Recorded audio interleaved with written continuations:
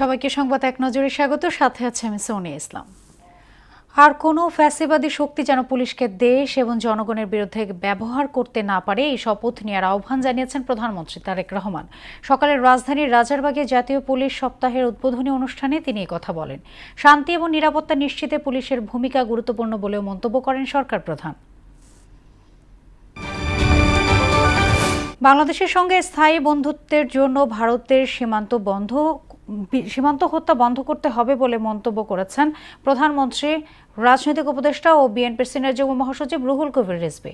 সকালে Kakrail diploma engineers ইনস্টিটিউটে এক অনুষ্ঠানে ব্রাহ্মণবাড়িয়া সীমান্তে 2 জন বাংলাদেশিকে হত্যার উদ্বেগ জানিয়ে তিনি আরও বলেন, সীমান্তে আরও কোনো হত্যা দেখতে চায় না বাংলাদেশ।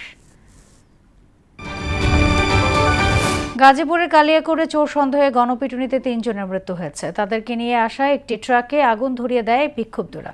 এদিকে জেলার কাপাসিয়া চাঞ্চল্যকর 5 খুনের ঘটনায় এখনও ধরা পড়েনি গৃহকর্তা ফোরকান মিয়া। অন্যদিকে নারায়ণগঞ্জের ফতুল্লায় এক গৃহে গ্যাস লিকেজ থেকে বিস্ফোরণে 3 শিশু সহ স্বামী স্ত্রী দগ্ধ হয়েছেন। হাম ও এর উপসর্গে আজও 3 শিশুর মৃত্যু হয়েছে। সিলেটে রোগের উপসর্গ নিয়ে 2 শিশু মারা গেছে। এ নিয়ে সিলেট বিভাগে হামে মোট 26 শিশুর প্রাণহানি ঘটল। নতুন করে আরও 122 জন সন্দেহভাজন রোগী বিভিন্ন হাসপাতালে ভর্তি হয়েছে। এদিকে বরিশাল বিভাগেও হামের উপসর্গে 1 শিশুর মৃত্যু হয়েছে। সারা দেশে হাম ও এর উপসর্গে মৃত্যু হওয়া 352 শিশুর পরিবারকে 2 কোটি টাকা করে ক্ষতিপূরণ দেওয়ার নির্দেশনা চেয়ে হাইকোর্টে রিট করা হয়েছে। রোববার হাইকোর্টের সংশ্লিষ্ট শাখায় জনস্বার্থে রিটটি দায়ের করেন সুপ্রিম কোর্টের আইনজীবী ব্যারিস্টার হুমায়ুন কবির পল্লব। স্বাস্থ্য সচিব সহ সংশ্লিষ্টদের রিটে বিবাদী করা হয়েছে। তামিলনাড়ুর মুখ্যমন্ত্রী হলেন থালাপতি বিজয়।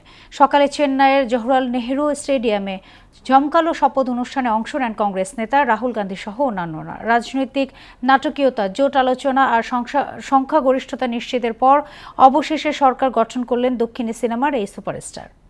এই ছিল সংবাদ এক নজরে। সবশেষ খবর সবার আগে জানতে মোহনার সাথেই থাকুন। এতক্ষণ সঙ্গে থাকার জন্য ধন্যবাদ সবাইকে।